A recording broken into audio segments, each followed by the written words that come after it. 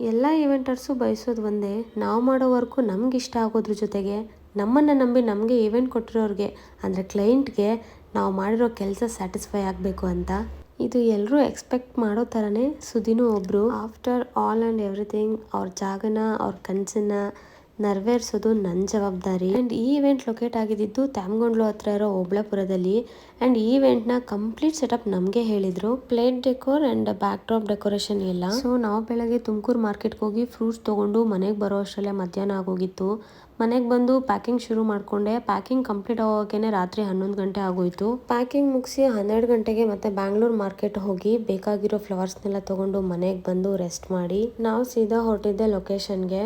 Location ಬಂದು ಐಟಮ್ನೆಲ್ಲ unload ಮಾಡಿಕೊಂಡು work start ಮಾಡ್ಕೊಂಡ್ವಿ. ಬ್ರದರ್ಸ್ ಎಲ್ಲ ಫ್ಲವರ್ ವರ್ಕ್ ಮಾಡ್ತಿದ್ರು, ನಾನಿಲ್ಲಿ ಪ್ಲೇಟ್ ಡೆಕೋರ್ ಮಾಡ್ಕೋತಿದ್ದೆ. ಫೈನಲಿ ಡೆಕೋರೇಷನ್ ಅಂತೂ ಕಂಪ್ಲೀಟ್ ಆಯಿತು. ಕ್ಲೈಂಟ್ ಆ್ಯಂಡ್ ಫ್ಯಾಮಿಲಿ ಎಲ್ಲರೂ ತುಂಬ ಚೆನ್ನಾಗಿ ಬಂದಿದೆ ಅಂತ ಹೇಳಿದ್ರು. ಅದ್ರ ಮುಂದೆ ಅವ್ರು ಕೊಟ್ಟಿರೋ ದುಡ್ಡು ಏನೂ ಅಲ್ಲ ಅನ್ನಿಸ್ತು. ಇಷ್ಟೇ ನಾವೆಲ್ಲ ಇವೆಂಟರ್ಸು ಎಕ್ಸ್ಪೆಕ್ಟ್ ಮಾಡೋದು. ಆ್ಯಂಡ್ ನಾವು ಮತ್ತೆ ಸಿಗ್ತೀನಿ ಮತ್ತೊಂದು ಇವೆಂಟ್ ಜೊತೆಗೆ. ಆ್ಯಂಡ್ ನಿಮ್ಗೆ ಈವೆಂಟ್ ಹೇಗೆ ಅನ್ನಿಸ್ತು ಅಂತ ಕಮೆಂಟ್ ಮಾಡಿ. Thank you so much from spotlight event 9 Dobbaspet.